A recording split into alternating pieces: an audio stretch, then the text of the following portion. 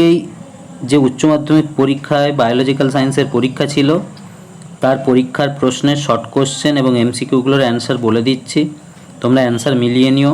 আশা করছি সবার পরীক্ষা বেশ ভালোই হয়েছে এবং আমার দেওয়া সাজেশানের প্রায় 100%ই মিলে গেছে এবং সাজেশান থেকেই সমস্ত কোশ্চেন এসছে।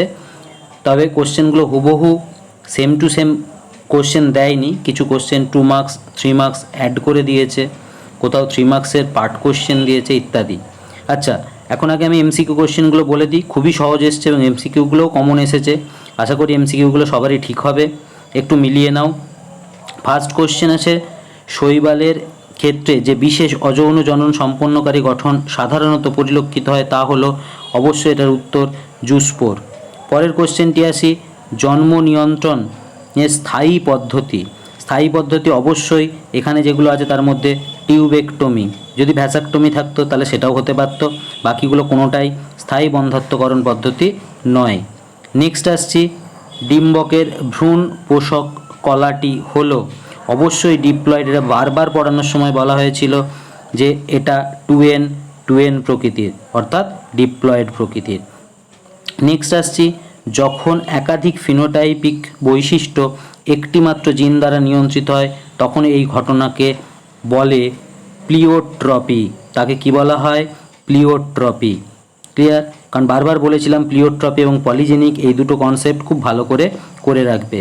এই কোশ্চেনটা তো একদমই সহজ, বলছে নিচের কোন তথ্যটি সঠিক নয়? মেন্ডেলের দ্বিসংকর জননের F2 জনুতে ফিনোটাইপগত অনুপাত 9:3:3:1 একদম ঠিক। অসম্পূর্ণ প্রকটতার ক্ষেত্রে F2 জনুতে ফিনোটাইপিক অনুপাত 1:2:1 এটাও ঠিক।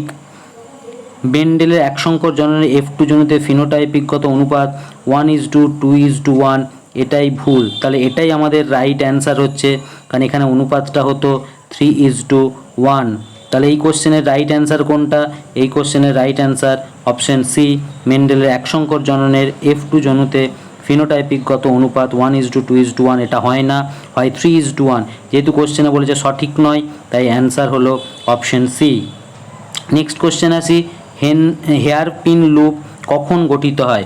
এটাও পড়ানোর সময় বারবার বলা হয়েছিল যে যখন রো ফ্যাক্টর অনুপস্থিত থাকে তখন আরএনএ সংশ্লেষের শেষেতে, অর্থাৎ ট্রান্সক্রিপশনের শেষেতে যে সমাপ্তি দশা সেখানেতে হেয়ার পিন লুপ দেখা যায়। তাই এটার অ্যান্সার হয়ে গেল অপশন এ, আরএনএ সংশ্লেষের শেষে।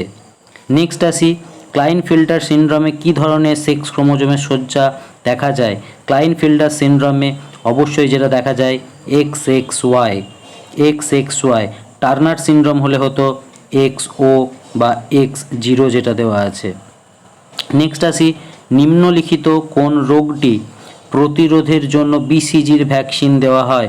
অবভিয়াসলি এটার অ্যান্সার যক্ষ্মা, অবশ্যই এটার অ্যান্সার যক্ষ্মা, অপশন বি।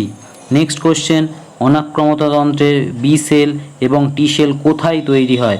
অবশ্যই এটার অ্যান্সার অস্থি মজ্জা বা বোন ম্যারো, অবশ্যই এটা bone marrow, option C answer. Next question, নিম্নলিখিত কোনটি একটি plasmid? Obviously PBr 322, obviously PBr 322, এখানে P ফর প্লাজমিড। নেক্সট আসছি, কোনটি নিয়ন্ত্রণের জন্য ব্যাসিলাস টুয়েনজেনেসিসের ব্যবহার করা হয়?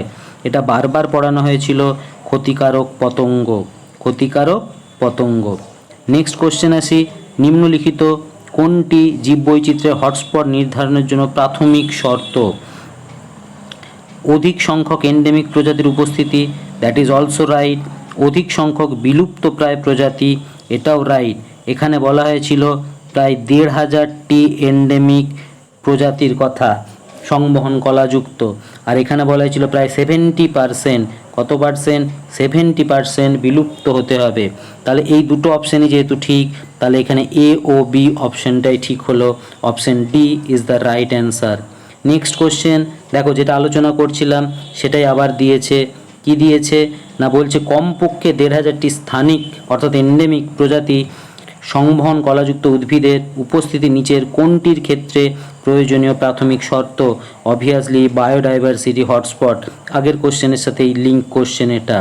নেক্সট কোশ্চেন, নিম্নের মধ্যে কোনটি গ্রিন হাউস গ্যাস? যেটাতে মিথেন আছে দেখে নেব, তাহলে একমাত্র অপশন এতেই মিথেন আছে, CO2, CFC, CH4 এবং N2O। Option A is the right answer.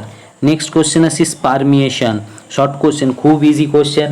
স্পারমিয়েশন বলতে কি বোঝায় না, যখন সার্টলি কোষ থেকে পরিণত শুক্রাণু বিচ্ছিন্ন হয় সেই ঘটনাকেই বলা হয় স্পারমিয়েশন। পড়ানোর সময় বারবার বলা হয়েছিল স্পারমিয়েশন ও স্পারমিওজেনেসিস দুটোই পড়ে রাখবে, অর্থাৎ অপরিণত শুক্রাণু যখন পরিণত প্রাপ্ত হয় সেটাকে বলা হয় স্পারমিওজেনেসিস, আর সেই পরিণত শুক্রাণু যখন সার্টলি কোষ থেকে রিলিজ হয়, সার্টলি কোষ থেকে নিজেকে বিচ্ছিন্ন করে, তখন সেই ঘটনাকে বলা হয় স্পারমিয়েশন। সো এটা খুবই সহজ কোশ্চেন ছিল। কোন প্রকার আরএনএতে NODOC দেখা যায়? অবশ্যই উত্তরটা tRNA, অবশ্যই অ্যান্সারটা কী হবে tRNA। নেক্সট আসছি অ্যানিপ্লয়েডি। অ্যানিপ্লয়েডি মানে ক্রোমোজোমাল অ্যাবনর্ম্যালিটিস, যেমন আমরা দেখেছিলাম 2n-1, তারপরে ছিল 2n-2, 2n+1 এটসেট্রা, 2n+1, এগুলো যে আমরা পেয়েছিলাম, অর্থাৎ 2n এর ওপরে কমা বা বাড়া, অর্থাৎ হাইপারপ্লয়েডি, হাইপোপ্লয়েডি, এগুলো সবগুলোই কি ক্রোমোজোমাল অ্যাবনর্ম্যালিটিস বা অ্যানিপ্লয়েডি বলা হয়। নেক্সট বলছে একটি মিথজীবী নাইট্রোজেন সংবন্ধনকারী সায়ানোব্যাকটেরিয়া, এখানে অ্যানাবিনা, নস্টক, যেটা লিখবে সেটাই হবে। LSD কোন প্রকার ড্রাগ? অবশ্যই এটা হ্যালুসিনোজেন, অবশ্যই এটা হ্যালুসিনোজেনের মধ্যে পড়বে। ইকোটোন কাকে বলে? দুটো বাস্তুতন্ত্রের যে সংযোগস্থল, এই সংযোগস্থলটাকেই কি বলা হয়?